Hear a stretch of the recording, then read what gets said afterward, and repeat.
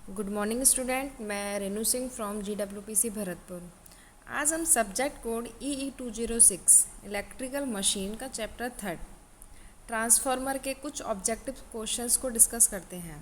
ठीक है, तो फर्स्ट अपना ऑब्जेक्टिव क्वेश्चंस है। फर्स्ट हम ये डिस्कस करते हैं कि ट्रांसफार्मर क्या है। ये जब मैंने आपको पहले ही चैप्टर में पूरा डिस्कस कर दिया था ट्रांसफार्मर का।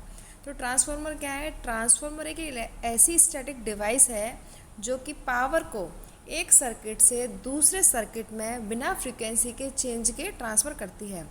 Transformer is a static device that transfer power from one circuit to another circuit without change of frequency and without change of power by increasing and decreasing the voltage to maintain constant power। ठीक है, तो transformer क्या है कि एक circuit से दूसरे circuit में पावर को ट्रांसफ़र करता है, पावर को कांस्टेंट के साथ। मतलब इसमें हमारी क्या होती है, फ्रीक्वेंसी हमारी फिक्स रहती है। ठीक है, तो फर्स्ट क्वेश्चन है हमारा, the permissible flux density in case of cold rolled grain oriented steel is around। इसकी होती है 1.7 वेबर पर मीटर स्क्वायर, ये फिक्स होती है। सेकंड है, the efficiency of transformer will be maximum. तो ये हमने जब इसका एक डेरिवेशन पढ़ा था, एफिशिएंसी ऑफ ट्रांसफार्मर कैसे निकालते हैं, तो मेनली एफिशिएंसी कैसे निकलती है, output power upon input power. तो इसका जो हमने डेरिवेशन किया था उसमें लास्ट में कंक्लूजन क्या निकलता है कि हमारी इफ़िशियंसी मैक्सिमम तब होती है जब हमारी कॉपर लॉसेस किसके बराबर हो जाती हैं, आयरन लॉसेस के। तो इसका ऑप्शन क्या आ जाता है, डी। तो efficiency of transformer will be maximum when copper losses equals to the iron losses. Next question है, no load current in a transformer. Transformer में नो लोड करंट होता है जिसके दो कंपोनेंट होते हैं।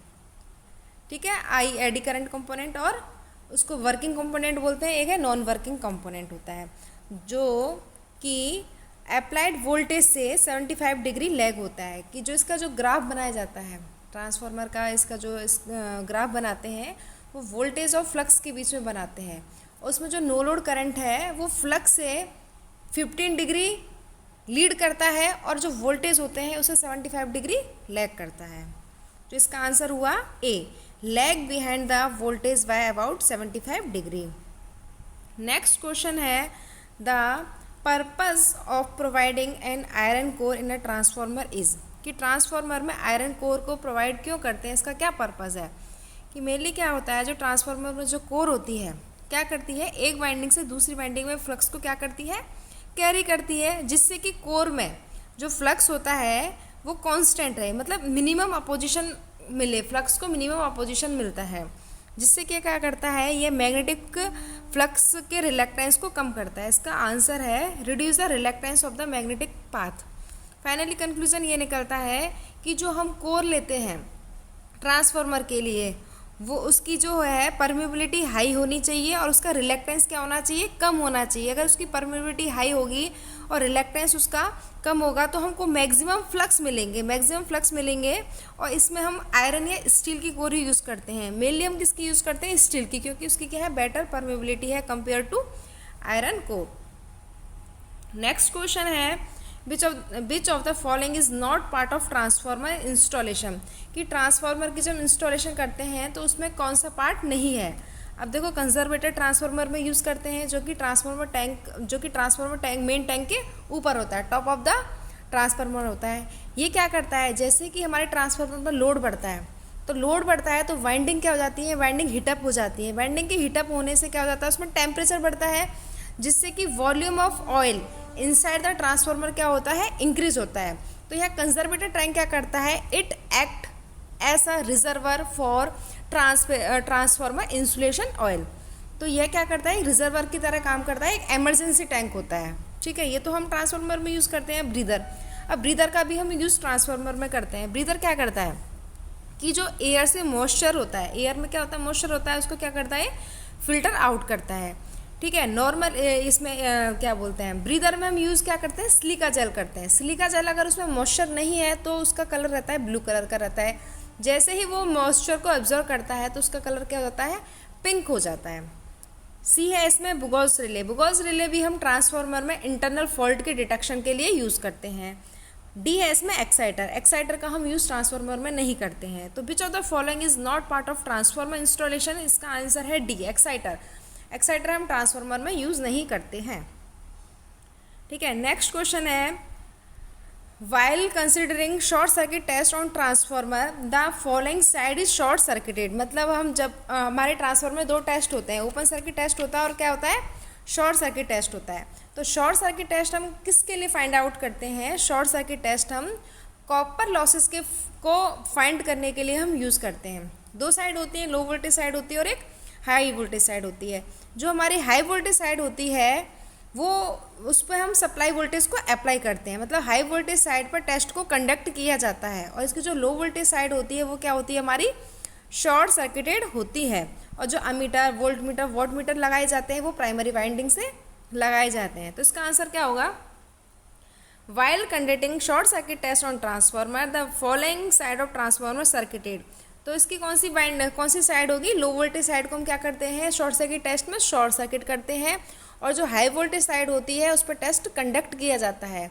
और ओपन सर्किट टेस्ट में क्या होता है, open circuit test core losses को फाइंड आउट करने के लिए यूज़ किया जाता है। और उसमें क्या करते हैं हम, जो हमारी हाई वोल्टेज साइड होती है उसको हम ओपन रखते हैं और लो वोल्टेज साइड से हम ammeter, volt meter, watt meter को क्या कर देते हैं, कनेक्ट करते हैं। नेक्स्ट क्वेश्चन है in the transformer following winding has got more cross section area. मतलब किस वाइंडिंग पर क्रॉस सेक्शन एरिया ज़्यादा होगा। हम जानते हैं for high voltage winding, high voltage winding के लिए क्या होगा, high voltage winding carry less current, क्योंकि हम जानते हैं कि ट्रांसफार्मर क्या है, कांस्टेंट पावर डिवाइस है। तो पावर को कांस्टेंट करने के लिए वोल्टेज को इंक्रीज करते हैं, करंट को डिक्रीज करते हैं। That mean voltage and current inversely proportional to each other. अगर हमारा वोल्टेज हाई होगा, हाई वोल्टेज साइड है, तो उसमें करंट क्या होगा, कम होगा तो लेस कंडक्टर की आवश्यकता होगी, मतलब इसका लेस क्रॉस सेक्शन एरिया होगा। तो ये क्वेश्चन क्या बोलता है, in the transformer following winding has got more cross section area. मतलब मोर क्रॉस सेक्शन एरिया है, इसका मतलब क्या होगा, एरिया ज़्यादा है तो करंट क्या होगा, हमारा ज़्यादा होगा। करंट ज़्यादा होगा तो वोल्टेज हमारा कम होगा, वोल्टेज कम होगा तो उस साइड को क्या बोलेंगे हम, लो वोल्टेज वाइंडिंग। तो आंसर इसका क्या हुआ, ए। नेक्स्ट है ट्रांसफार्मर ट्रांसफॉर्म।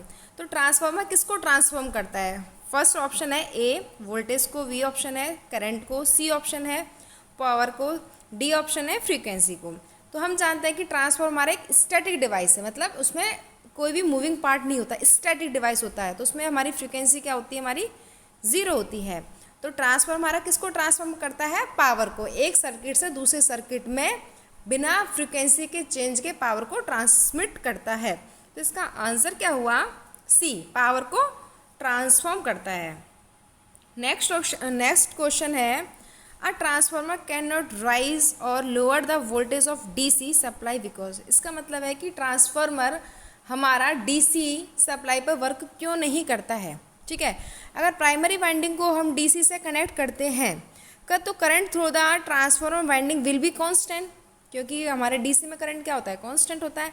तो प्राइमरी वाइंडिंग में भी हमारा करंट क्या होगा, कांस्टेंट होगा, जिससे कि एमएमएफ और हमारे जो फ्लक्स हो जाएंगे वो भी क्या हो जाएंगे, कांस्टेंट हो जाएंगे, जिससे प्राइमरी और सेकेंडरी वाइंडिंग में कोई भी ईएमएफ इंड्यूस नहीं होगा। इसलिए हमारा जो ट्रांसफार्मर है ऑलवेज वर्क करता है एसी पर, डीसी पर वर्क नहीं करता है। तो इसका आंसर ये होगा कि जो Faraday's law of electromagnetic induction are not valid since the rate of change of flux is 0। DC पर जो फ्लक्स की जो चेंज की रेट है वो क्या होती है, 0 होती है, इसलिए यह डीसी पर काम नहीं करता है। नेक्स्ट क्वेश्चन है प्राइमरी वाइंडिंग ऑफ ट्रांसफार्मर। जो ट्रांसफार्मर की प्राइमरी वाइंडिंग क्या होती है, ए है is always as low voltage winding, B है is always as high voltage winding, C है could either be low voltage और हाई वोल्टेज वाइंडिंग, डी है none of the above. Primary winding transformer की क्या होती है, जिस साइड को हम सप्लाई से कनेक्ट करते हैं वो हमारी प्राइमरी वाइंडिंग होती है और जिस साइड को हम सोर्स से कनेक्ट करते हैं वो हमारी सेकेंडरी वाइंडिंग होती है। हम डायग्राम को देख के ऐसे नहीं बोल सकते ये प्राइमरी वाइंडिंग है ये सेकेंडरी वाइंडिंग है। जो वाइंडिंग हमारी सोर्स से कनेक्ट है वो हमारी प्राइमरी वाइंडिंग है। तो इसका आंसर क्या होगा, could either be low voltage और high voltage winding. Which winding in a transformer has more number of turns, कि किस वाइंडिंग के टर्न्स ज़्यादा होते हैं, तो हम जानते हैं कि जो वाइंडिंग में जो टर्न्स होते हैं वो वोल्टेज के प्रोपोर्शनल होते हैं। ठीक है, किसके प्रोपोर्शनल होते हैं? वाइंडिंग जो टर्न्स होते हैं किसके प्रोपोर्शनल होते हैं? वोल्टेज के। तो which of the winding and transformer has more number of turns, तो हाई वोल्टेज वाइंडिंग के क्या होते हैं? टर्न्स ज़्यादा होते हैं। अगर प्राइमरी वाइंडिंग में ज़्यादा टर्न्स हैं और सेकेंडरी वाइंडिंग में कम टर्न्स हैं तो उसको हम बोलेंगे स्टेप डाउन ट्रांसफार्मर। अगर प्राइमरी वाइंडिंग में कम टर्न्स हैं और सेकेंडरी वाइंडिंग में ज़्यादा टर्न्स हैं तो उसको हम बोलेंगे step up transformer. Efficiency of transformer is of the order of, A option है 100%, बी ऑप्शन है 98%, सी ऑप्शन है 50% एंड डी ऑप्शन है 25%। तो इफिशियंसी आइडियल ट्रांसफार्मर की इफिशियंसी होती है 100%, लेकिन इसमें कुछ लॉसेज होती हैं, इसकी वजह से इसकी इफिशियंसी हमको 100% नहीं मिलती है। और ट्रांसफार्मर एक स्टैटिक डिवाइस होने की वजह से इसमें रोटेटिंग पार्ट नहीं होता है, इसलिए इसकी इफिशियंसी 98% होती है। In a given transformer for a given applied voltage losses which remain constant irrespective load change are, मतलब इसमें बोला है कि लोड के चेंज पर जो लॉसेज कॉन्स्टेंट रहती हैं ट्रांसफार्मर में वो कौन सी हैं। तो ट्रांसफार्मर हिस्टेरिस और एडी करंट लॉसेज, इसको बोलते हैं कोर लॉसेज, वो हमारी कांस्टेंट होती हैं क्योंकि वो मैन्युफैक्चरिंग के टाइम उनको हम कांस्टेंट रखते हैं। जो वेरिएबल लॉसेज होती हैं लोड के चेंज के साथ वो होती है हमारी कॉपर लॉसेज। कॉपर लॉसेज हमारे लोड में चेंज करेंगे उसके अकॉर्डिंग हमारी चेंज हो जाएंगी, लेकिन जो एडी करंट लॉसेज और हिस्टेरिस losses that is core losses वो हमेशा क्या होती हैं? कांस्टेंट होती हैं। A common method for of cooling of power transformer, तो कूलिंग के लिए जो मेथड यूज़ करते हैं, कॉमन मेथड है वो क्या है? हमारा ऑयल कूलिंग है। कूलिंग का मतलब यूज़ क्या है? Oil act as a best coolant material for transformer cooling due to is high efficiency as a coolant is mostly use in transformer. Cooling के मतलब कूलिंग की ज़रूरत क्यों पड़ती है हमको? क्योंकि इसमें क्या होता है? Major factor of heat generated in transformer due to the iron losses and copper losses, और जो मोस्टली जो हीट जनरेट होती है ट्रांसफार्मर में वो होती है अपनी कॉपर लॉसेज की वजह से होती है, जिससे कि क्या होता है? वाइंडिंग का टेम्परेचर बढ़ जाता है। टेम्परेचर बढ़ने की वजह से हमारी जो वाइंडिंग है वो क्या हो सकती है? डैमेज हो सकती है। इसलिए उस टेम्परेचर को मेंटेन करने के लिए वाइंडिंग की हम कूलिंग करते हैं। तो हमारी जो नेचुरल कूलिंग है वो हमारे स्मॉलर आउटपुट ट्रांसफार्मर के लिए यूज़ की जाती है, अप टू 1.5 MVA ट्रांसफार्मर के लिए की जाती है। एयर ब्लास्ट की जाती है अपनी अप टू 15 MVA के लिए की जाती है। और जो ऑयल कूलिंग है वो हमारी पावर ट्रांसफार्मर के लिए यूज़ की जाती है। ठीक है, नेक्स्ट है नो लोड करंट है transformer lag behind the applied voltage bye an angle. जो नो लोड करंट है ये नेक्स्ट, इससे पहले भी क्वेश्चन था ये, वो वोल्टेज से 75 डिग्री क्या होता है? लैग होता है। In a transformer routine efficiency depend upon the following. जो ट्रांसफार्मर की रूटीन इफिशियंसी है वो किस पर डिपेंड करती है? इफिशियंसी का फॉर्मूला होता है output power upon input power. तो जो इफिशियंसी मोस्टली किस पर डिपेंड करती है? अपनी पावर पर डिपेंड करती है। तो ऑप्शन ए है सप्लाई फ्रीक्वेंसी, ऑप्शन बी है लोड करंट, ऑप्शन सी है power factor of load, D है बी एंड सी। तो फ्रीक्वेंसी तो होती नहीं है अपने ट्रांसफार्मर के केस में, तो हम डी ऑप्शन पर जाते हैं। तो ऑप्शन डी का मतलब B and C, load current and power factor of load पर डिपेंड करती है। Thank you.